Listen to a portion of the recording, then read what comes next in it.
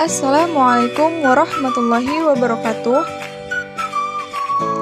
Nama saya Farhatuz Zahra Adahani dengan NIM 0801 193328 dari kelas IKM 9 semester 3. Di sini saya akan menjelaskan tentang penanggulangan bencana alam, yaitu tanah longsor. Menurut Undang-Undang RI Nomor 24 Tahun 2007, bencana adalah peristiwa atau rangkaian peristiwa yang mengancam dan mengganggu kehidupan dan penghidupan masyarakat yang disebabkan baik oleh faktor alam dan faktor non-alam maupun faktor manusia, sehingga mengakibatkan timbulan korban jiwa manusia, kerusakan lingkungan, kerugian harta benda, dan dampak psikologis.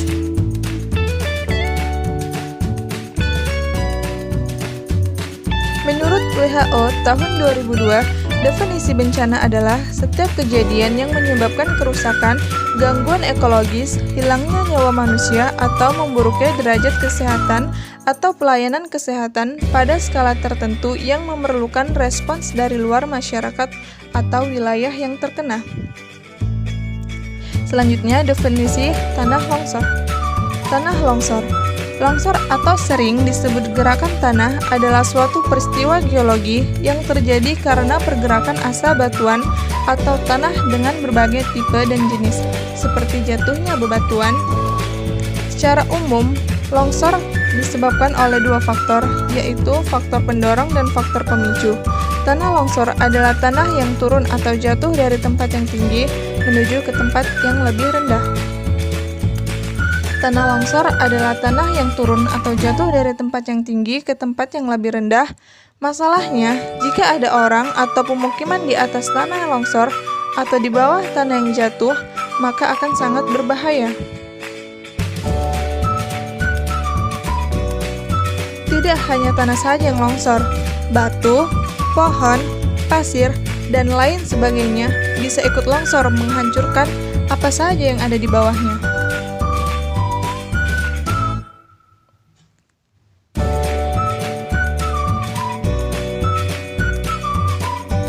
Berikut adalah faktor pendorong.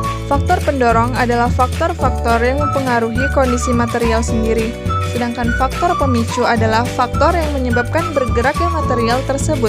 Meskipun penyebab utama kejadian ini adalah gravitasi yang mempengaruhi suatu lereng yang curam, tetapi ada faktor lainnya yang turut berpengaruh, yaitu yang pertama, erosi yang disebabkan sungai-sungai atau gelombang laut yang menciptakan lereng-lereng yang terlalu curam.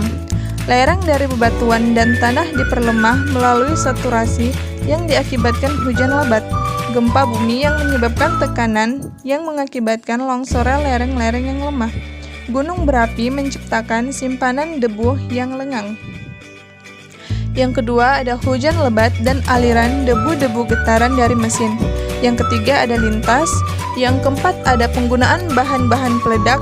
Dan yang terakhir, petir berat yang terlalu berlebihan, misalnya dari berkumpulnya hujan atau salju.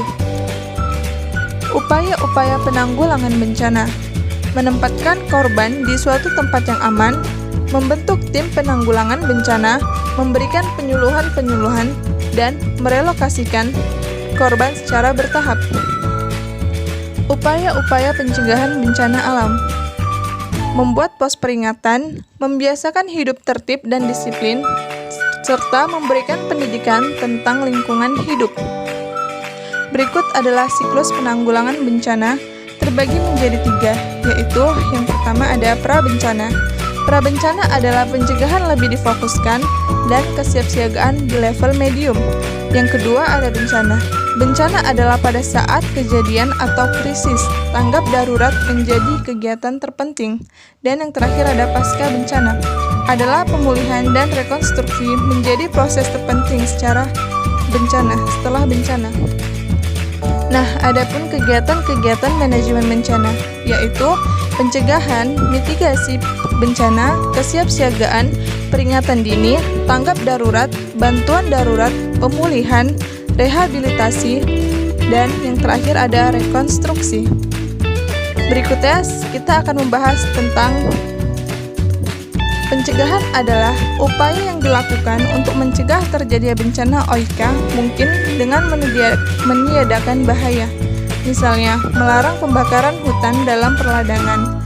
Yang kedua ada mitigasi bencana. Mitigasi bencana adalah serangkaian upaya untuk mengurangi resiko bencana. Yang ketiga ada kesiapsiagaan, merupakan serangkaian kegiatan yang dilakukan untuk mengantisipasi bencana melalui pengorganisasian serta melalui langkah yang tepat guna dan berdaya guna. Berikutnya, peringatan dini adalah serangkaian kegiatan pemberian peringatan sesegera mungkin kepada masyarakat tentang terjadinya bencana. Terus ada tanggap darurat adalah upaya yang dilakukan pada saat kejadian bencana untuk menanggulangi dampak yang ditimbulkan, terutama berupa penyelamatan korban dan harta benda. Selanjutnya ada bantuan darurat adalah upaya untuk memberikan bantuan berkaitan dengan pemenuhan kebutuhan dasar berupa pangan, sandang, dan tempat tinggal. Yang terakhir ada pemulihan. Pemulihan adalah memperbaiki prasarana dan pelayanan dasar.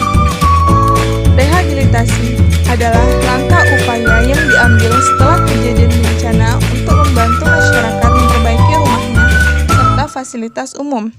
Rekonstruksi adalah program jangka menengah dan jangka panjang guna perbaikan fisik, sosial, dan ekonomi untuk mengembalikan kehidupan masyarakat pada kondisi yang sama atau lebih baik dari sebelumnya. Nah, inilah kondisi saat tanah longsor terjadi pada tengah-tengah warga dan masyarakat.